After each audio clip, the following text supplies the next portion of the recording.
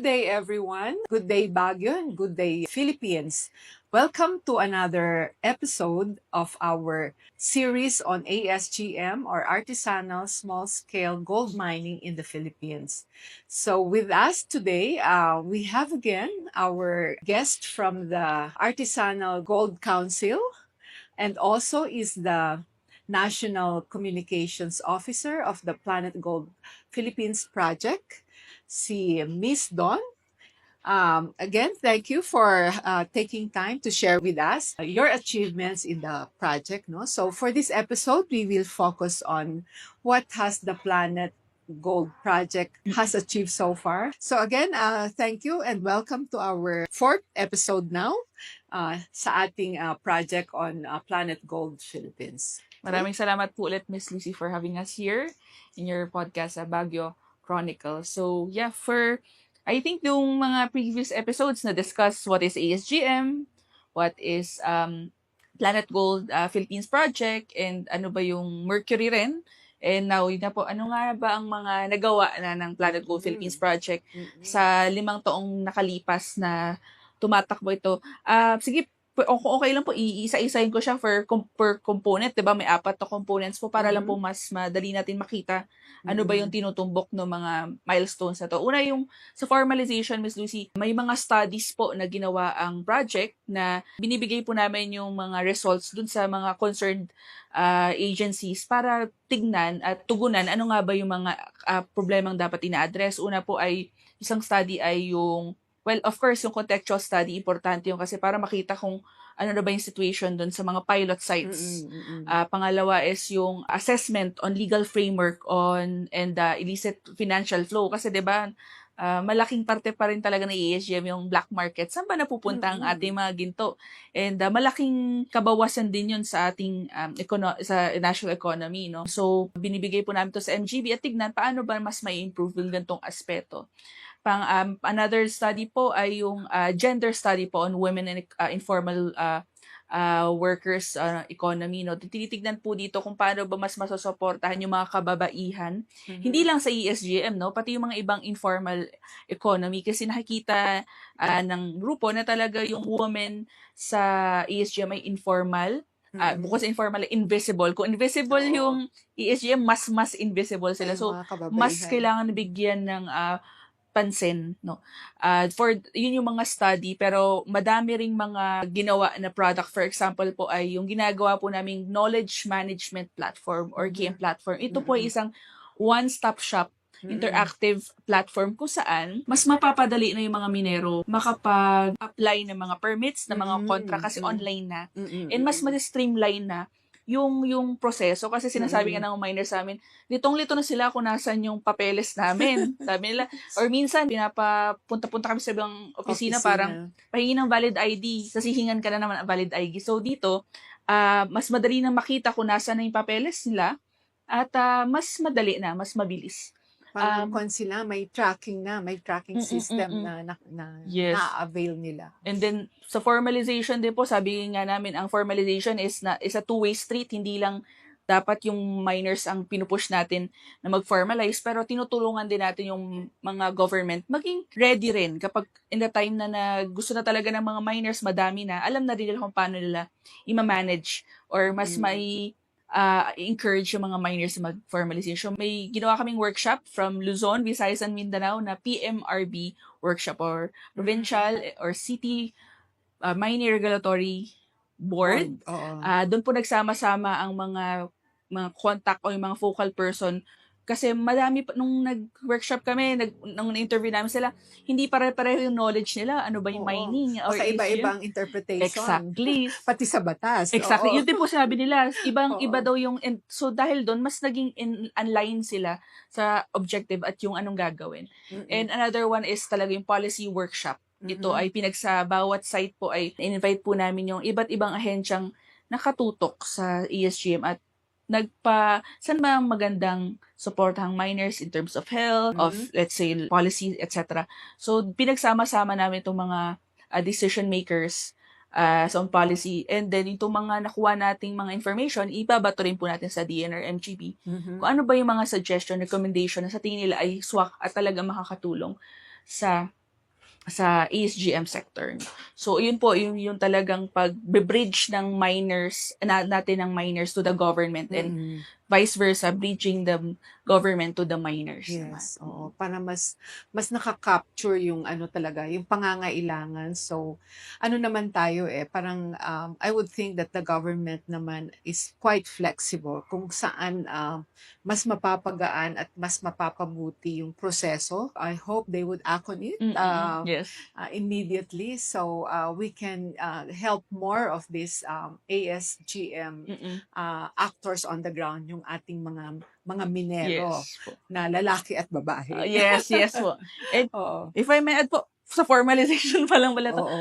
dun po naman sa Component 2, Access to Finance and Market, ang mga nagawa naman ng proyekto po ay nakipag-partner po kami sa, of course, una po ay tinutulungan natin yung mga miners, mga associations na maging accredited gold buyers. Nabanggit po ni Abby nung last episode po ay mahihirapan talaga ma-access ng miners yung BSP kasi nga BSP lang ang talagang bibili ng Oo, gold dapat. according to law. Oo. Malayo. So, Mm. tinulungan natin ng mga miners na sila mismo ang ma-accredit para sila na mismo ang bibili ng mga ginto na nasa community nila. And then, hindi pa final yung BSP supplier agreement. Ito po ay isang document na pipirmahan ng BSP at ng mining association. Ito ay sinasabi nila na bibili ng BSP ang gantong amount of gold sa mining association na to at sa gantong time until gantong time. And this document ay itong hanapan naman ng BSP ng mga private institution kung saan pwedeng mangutang yung mga miners natin. At yung mismong document ng pinirmahan ng Mining Association at BSP, yun na yung mismong collateral. Kasi as we know po, Parang hirap. guarantee Yes, Oo, kasi hirap po guarantee of talaga yung mga buying, miners dahil nga hindi sila formal at very risky yung industry. Nahihirapan talaga sila makahanap ng ganong klaseng institution, tutulong sa kanila mag-loan at makatulong sa kanila sa kanilang operation. So, malaking ambag po yun kasi hindi lang po sa project sites kasi gagamitin na rin po siya kung mag-work, gagamitin na po sa buong Pilipinas. Another one po sa Access to Finance and Market ay yung pagkikipagtulungan po natin with Cebuana Luwelier. Sila po ay nagbibigay ng loan sa mga miners and then health insurance. Napaka-delikado na, di ba? Sabi nila, delikado. Yung tayo nga lang po, hirap na sa kumuha ng insurance na yung work natin, hindi naman pumunta ng tunnel. Na so very malaki pong tulong na merong ganong institution na pwede silang bigyan ng klaseng tulong in terms of insurance. And then, sila rin po ay na-accredit ng BSP na bumili na rin ng ginto na eventually sa BSP rin mabibenta. So, ilan po bang Cebuana Lulier, no? Oo, nationwide yan. Ang dali na po ng magbenta ng mga miners kapag to ay na talaga na roll out na all over the country. So, I think yun yung for financial, for component number 2. And number 3 po, yung better technology and technique. I think po nabanggit na ni Abby before sa isang episode yung pagpapatuyo po ng mercury-free processing system on both sides. Kung saan di po gumagamit ng mercury at mas mataas po ang recovery ng gold. So, isa yun sa pinakamalaking talagang tinignan na bigyan ng effort na initiative kasi nga yung mercury po yung ina-address ng project. And then, of course, yung mga trainings po sa kanya-kanyang, sa miners and the government, kasi di natin nakikita na talaga yung mining ay gusto nating ipagpatuloy nila forever. No? Sana magkaroon ng alternative livelihood ang mga miners natin. Oo. And then po, for component 4 naman po ay, of course, yung mga gantong discussion po na natutuwa kami na yung ASGM ay napag-uusapan na in a lighter side, no? Hindi na yung negative talaga, na nabibigyan na sila ng credit on their contribution to the economy. And then, meron po kami pinagawang educational roadshow.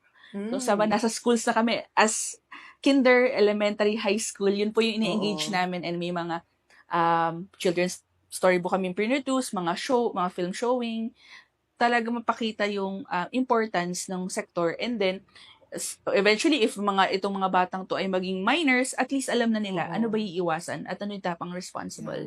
Ano ba yung responsible mining.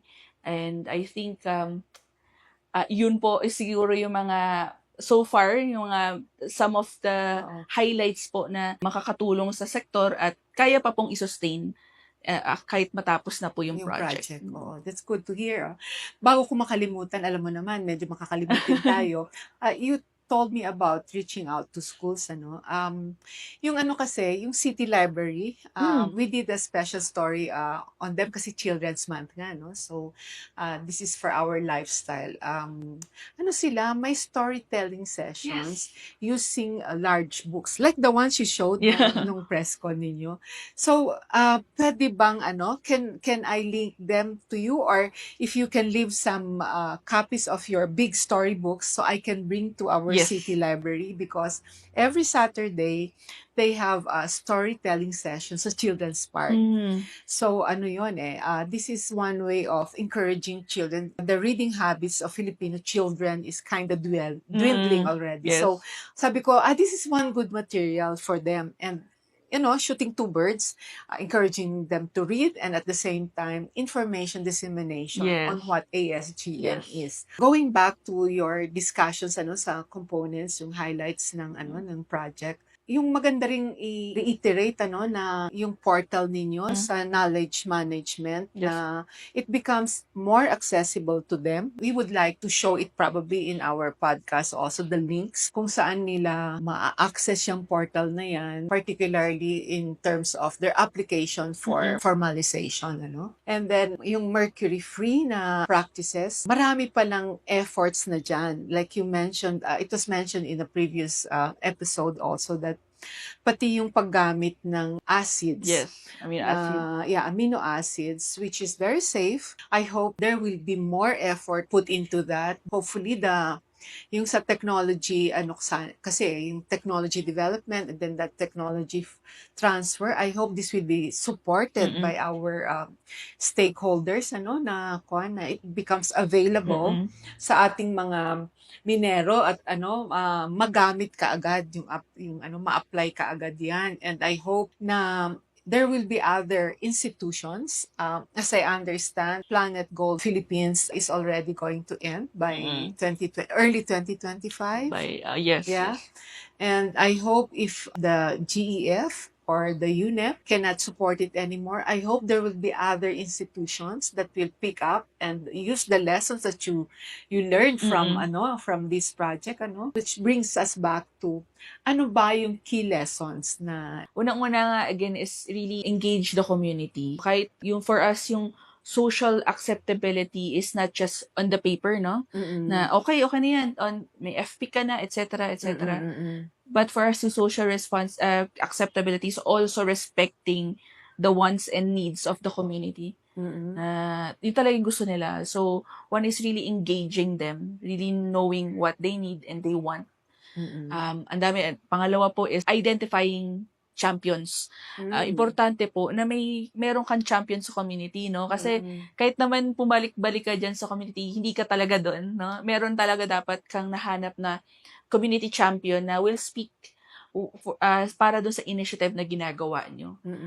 Na proof po namin yan, meron kami tinatawag na ESGM champion. Every month, pinapalitan po namin yung social media profile namin, and siya yung champion mukha ng Planet Gold, kasi we believe yung Planet Gold project is for the people, no? Kailangan maintindihan nila na hindi lang to project na kailangan ma-accomplish, but is for the people na magkaroon ng social development, magkaroon ng development for all. Isa pang importance is really i-prioritize yung capacity development. Kahit pala ang dami nating batas, ang dami nating mga trainings, no? Pag tinignan mo siya, hindi pa rin pala ganun kasapat na kailangan talagang i-prioritize. Hindi lang minors. Actually, pati government. Oo. Kailangan talaga i-bridge sila. Yung nabanggit mo nga na PMRB workshop na yan, na sila mismo mukhang iba-iba ang interpretasyon. Yes. Oo. I think it's the same for other laws. Parang dapat may deeper appreciation or understanding of the laws yung implementers. 'Di ba? Parang kuminsan nga, I experienced that kasi I work in different regions of the country. Kunyari sa Cordy, it's interpreted in a different manner compared to another region outside Cordy na Yes, bakit po. ganyan ang interpretasyon? Isang batas naman yan. Kasi siguro walang common understanding. Correct po. And workshops such Yes. as what the Planet Gold project did is to bring together the actors and then create a common understanding Yes. of the basic laws that should be governing their Mm. activities. Important po yun na same page ang lahat. Oo, Kasi tama. para same path din yung Mm, tatahakin. And another lesson po siguro is engaging the youth. Yung sa project Planet Cool Philippines po, actually kahit yung mga Planet Cool programs sa ibang bansa, walang component on children, pero nakita natin yung laki ng importansya na ini-engage natin kabataan. Kasi gaano kapasuman yung word, pero sila talaga yung kinabukasan natin, sila yung magli-lead, sila yung magiging leader natin, sila yung susulat ng future natin, no? So, nagkaroon nga po ng mga educational roadshow, parang ma-engage sila na hindi matulad sa atin na hindi natin na-appreciate, yung generation natin na-appreciate yung ASGM. Hopefully, sa generation nila, mas maganda yung mga support na ibibigay, and then talagang maka-move away na sila sa mga dangerous methods of mining. Kung may mga bata man na paglaki ay mining ang tatahakin. And of course, alam na natin yung child labor ay andyan din. Nandun part din yung campaign na yun na talagang informing them na hindi tama ang child labor and kailangan natin itong Another one is engaging the media naman po. Again, ang laki ng tulong ng media sa pag-shift ng narrative on ASGM na we know very negative ang tingin ng public, and yung media ay nagpa-play ng napakalaking role on influencing this public, how they see and how they treat and how they care for the sector. So, journalism is sobrang laking bagay ng project. Share ko rin sa component for, kaya nagkaroon po kami ng Solutions Journalism Workshop kung saan nag-invite po kami ng mga journalists all over the country, and hopefully magawa namin to locally. Kung saan tinrain yung mga journalists na isulat o gumawa ng storya sa ESGM na solution-based. Okay lang, sabihin niyo yung problem, hindi natin sugarcoat yung problem.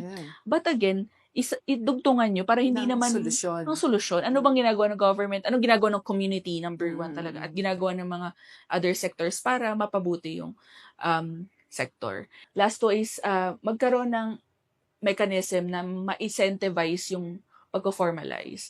Marami kami nakakausap sa community na minsan, ba't pa ako nag-formalize kung parehas nyo lang naman akong hulihin? Itatrato nyo lang din naman ako informal or legal.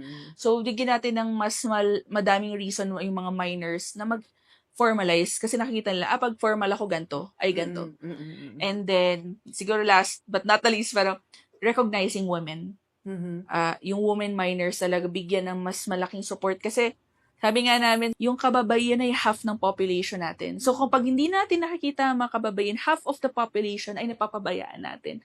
Kung napapabayaan ang sektor ng minahan, lalong nakakalimutan ng kababaihan. At napakalaking tulong nila sa sektor ng minahan, ng ESGM. Makikita niyo yan sa pag-formalize, sa mobilize ng community, sila talaga. Pag may training, sila mag-ikot niyan. Mattend ka ng training. Magpa-permit na tayo. Sila harap sa mga governor. No? Sila talaga ang reason ko ba't mas madaling na po-formalize ang mga mining associations. Sila talaga yung gumagawa ng papers and also. And overall po talaga ay, like ko sinasabi sa community na parang, isa sa lessons learned ay, in project preparation, we are the ones, parang yung mga executive agency pumipili ng community. Sabihin natin dyan, community. Pero at the end of the day, tayo ang pipiliin ng community.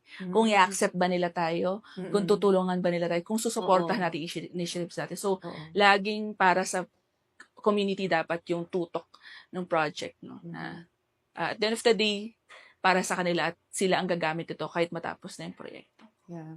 Tsaka matapos din ang termino ng mga politiko. Kasi minsan it becomes a political instrument ba yun? Yes. Yeah, so there's so many achievements from what I'm hearing now na sana, I mean, at the back of my mind, sana may part of phase 2 or something. Kasi dalawang probinsya lang, sabi mo 40, 50% of our total provinces sa buong bansa ay may ASGM na nag-ooperate. Since we're nearing the malapit ng matapos, so ano pa yung natitirang activities ng ng project natin?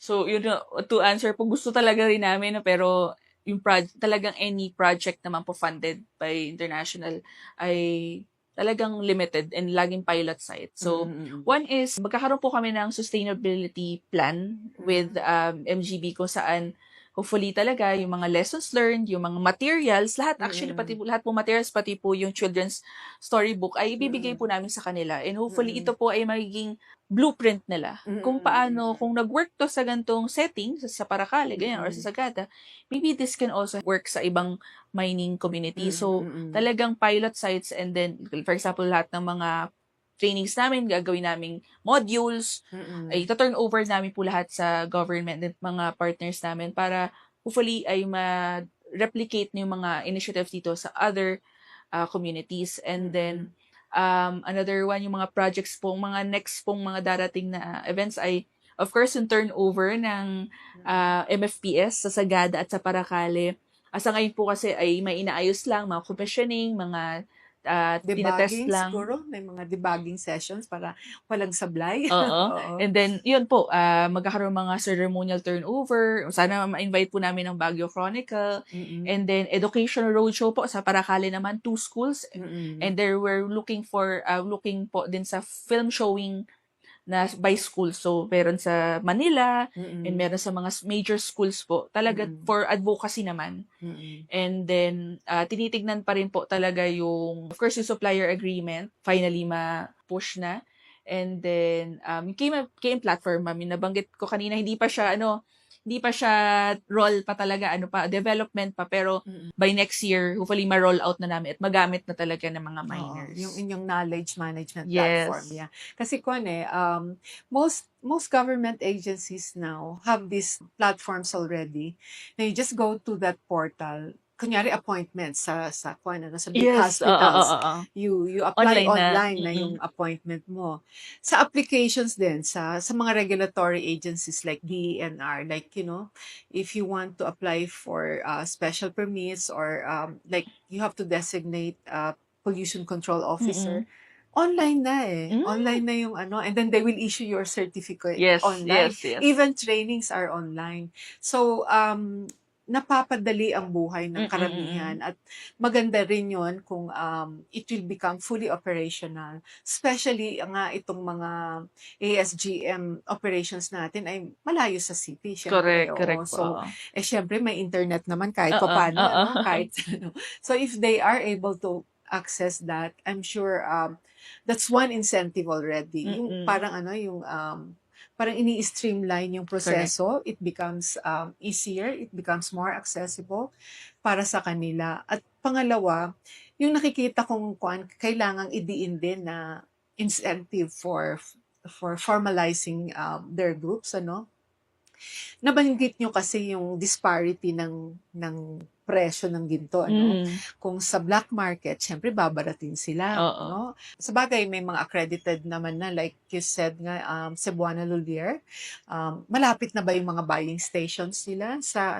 where the Minahang Bayans are? Oo, so, Yes. isa yon, but if they can actually sell directly, di ba yung kagaya ng cooperative, parang kinoconsolidate. Kasi, so they become their buyers of their members. Kinoconsolidate yan. Magandang incentive na yun that at the end of the transaction, they get value for their gold. Diba? Parang yung totoong presyo ng ginto na na-produce nila because from what I understand, BSP gives the better rate. Oo. Yung po talaga yung nasa... Yun yung legal na presyuhan. So, siguro kailangan nating i-highlight sa ating mga usapan. So, this serves as, initial incentives. But if there are others that are thought of by the regulators, mas maganda po na ma-encourage sila at yung gold natin ay mapupunta rin kung saan dapat mapunta. Correct. At hindi sa I agree. yung alam na natin kung saan pupunta sa parte ng China. Okay. So anyway, is there anything else that you would like to share, Ms. Dawn? Nagkapasalamat kami sa inyo po, sa Baguio Chronicles and sa media po na nabibigyan ng espasyo na yung ating sektor, no. Kami naman po sa Artisan Gold Council ay kumbaga ay somehow tinatry lang pong ma-push maging louder yung voice ng miners, pero We appreciate po the effort po, the time na you give po sa aming grupo at sa sektor ng maliitang pagmimina. Nabanggit ko nga kanina, nabanggit kanina, yung kami po yung gumawa ng The Gold Talk. Ito po yung first ever radio show na nakatutok talaga sa ASGM. And nasa Bicol po kami, nasa Sagada, sa Mount Puntok.